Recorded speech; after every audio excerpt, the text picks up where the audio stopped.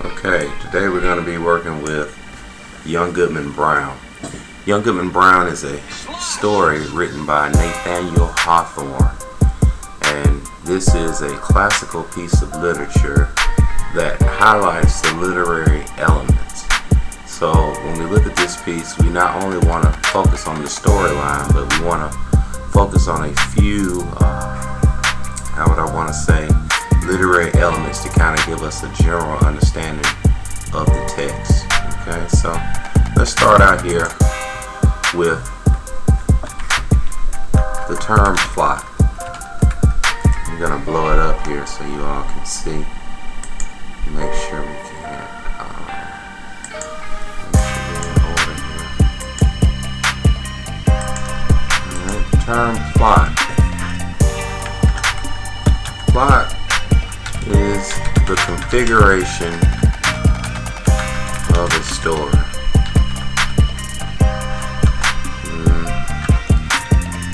Inside of the plot, you find things such as the setting, rising action, climax, and the falling action.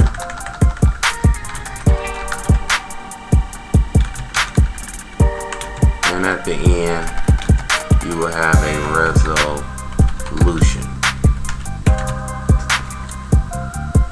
If you notice Young Goodman Brown, the setting of Young Goodman Brown is set up in a time of where religion was high in the chain of command, almost as if it were a theocracy in the sense that it controlled everyone's lives. So when you really think about the storyline in Nathaniel Hawthorne, it kind of gives a reflection of the era of the Puritans.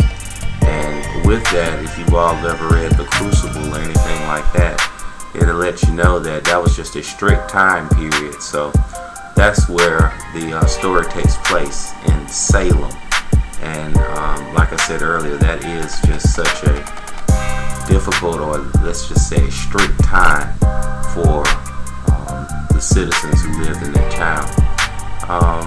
Another thing about the plot is that the storyline, if you look at it, follows the main outline of a plot, meaning it goes from a setting all the way to a resolution. If you have a story that doesn't necessarily follow the typical protocol, that means that the story probably started in the middle, and we call that term in medias res, which is Latin for in the middle.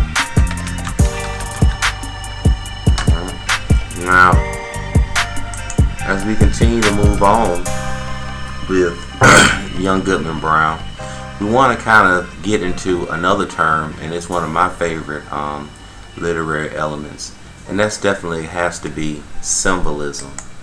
Okay? Now, symbolism is throughout the text, and it's the use of a figure or term to represent a higher or different meaning. For instance, when you look at the term Young Goodman Brown, that in itself is symbolic, because here you have a male, of course, who is young. He's a newlywed, and with that, you know, he's a good man, and he carries the name of Brown. Brown meaning that he's a commoner. You know, he doesn't have an exotic last name like Muhammad, basically. So it's someone that's just a common person.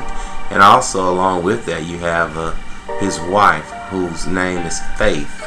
Right, that's symbolic in itself. Here it is a woman, and her name is Faith, but she's married to a young good man. as if all men, or just men and women in general who are young, we are all married to our what? Faith. Exactly. So you can see the symbolism with that. Another thing about the story in itself is that Young Goodman Brown is most known for being an allegory, which is a moral story told in the midst of a regular plot. And what I mean by that is almost like how in the Bible they'll use a parable to show you the larger meaning of something. You know, in that sense, the Bible is allegorical. It's not going to say it plain out. It's just going to teach you more of in a riddle. And here, the reason why Young Goodman Brown is allegorical is because here you have a young good man who goes on a journey, and that journey is winding down into the woods, and he has an accomplice who is the devil. And he and the devil go out on this meeting, and the devil takes him into the woods, and he sees a lot of things. And basically, when he comes out of the woods, he doesn't see things the same again. In that regard, that allegory that can be depicted here would be that of life. You know, we all go down that winding road. We all interact with people sometimes that just do not have our best interests in mind, but because of who they are, what they may have, or how they look, you know, we may trust them, especially in his case, where they give us information that we are seeking. So keep that in mind, the term allegory. Alright.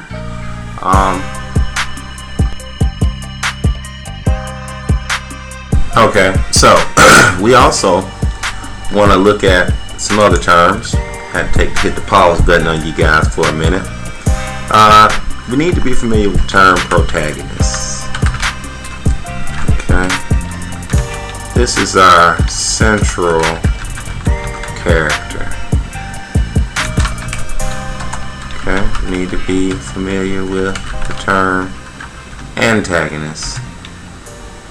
This is the individual or force that opposes the central character. Okay. Now, between the protagonist and the antagonist, we have to understand that it's not about the good guy or the bad guy. If you guys have watched different films, maybe Scarface, or let's just say something like I don't know, I think a movie just came out recently with Denzel Washington, probably be Flight. Here you see just a central character. Tony Montana is not a good guy in that film. However, the movie is based on him, so therefore he is the protagonist, and people like the police department are the antagonists. So as you can see, it doesn't matter about good or bad. In the film Flight, Denzel, his character is a bad character in the sense that he has a problem with drinking and using drugs. Even though he's not the best of people, he's still our protagonist, and those who oppose, which are the different industries or the different organizations that got involved with the case, those individuals are actually the antagonists. But that brings us to another point, or another literary element. If you have a protagonist and an antagonist, it is definitely for certain that you will have what we call conflict. Okay. The conflict is the encounter or battle that occurs between the antagonist and the protagonist. We have different types of conflict. It can either be man versus man, man versus self, or man versus nature. Okay. Young Goodman Brown's conflict is definitely man versus self in a sense, and also in a way it's slightly man versus man, but definitely man versus self, because the things that the devil is showing him inside of the woods are things that are people, that deal with him personally. And what he's so astonished by is the fact that he can't believe that these people are in the woods with him, and not only in the woods with him, but in the woods with the devil. So that gives him the wrong impression of the people that he respected, because it wasn't only just his mother and father, it was people of the clergy, or i.e. the preachers and some of his teachers and things of that magnitude, people that were worthy of respect. So that kind of astounded him, and so once that happened, when he came out, he didn't see things the same. So that became more of a personal conflict. With that being said, that could be a eye opener. But an example of man versus nature would probably be a film like Tom Hanks in Castaway. You really didn't see any other characters once he made it to the island, and everything that he did, he kind of battled against the elements in order to survive. So that's man versus nature. Excuse me. Now, certain things that go on in the text, when Faith wakes up that morning, and they explain her and her hair and the ribbons and things of that magnitude. Notice that they try to develop her as a faithful and sort of a true upstanding character in that sense, and the burden of the plot falls upon Young Goodman Brown. In other words, what I mean by that is he's the one who was going out into the woods, but as you can see in the beginning of the text, Faith pretty much has some type of intuition that something's not right, and she lets him know that she had a dream, and she asks him to stay. And what's so unique about that is that even though he's asked to stay, he makes the statement that it's something that he must do, meaning that just like in life, it's certain places we're not supposed to go, but for the experience, we place ourselves in certain situations that we really don't need to be in, or we go into certain troubles that we know are things that may not make us too productive. However, you decide to go anyway. And when he was on that road, he starts and he comes in to encounter the devil. And they didn't necessarily make him look like a devil. They used words to explain that this guy looked like he was older, yet he was young. Said he looked like he had a rod staff shaped like a serpent.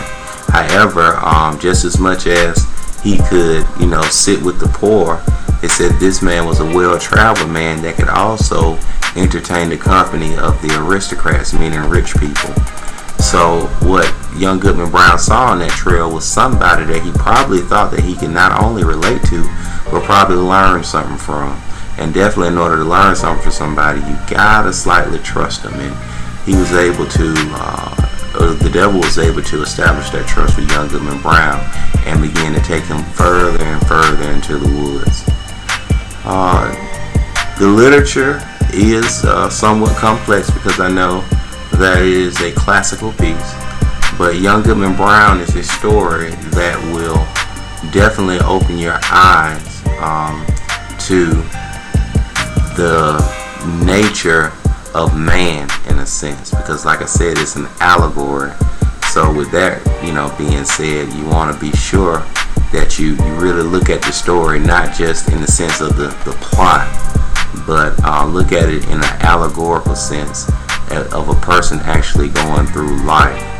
You want to keep in mind, or you want to go ahead and define, so you'll be familiar with the different literary elements.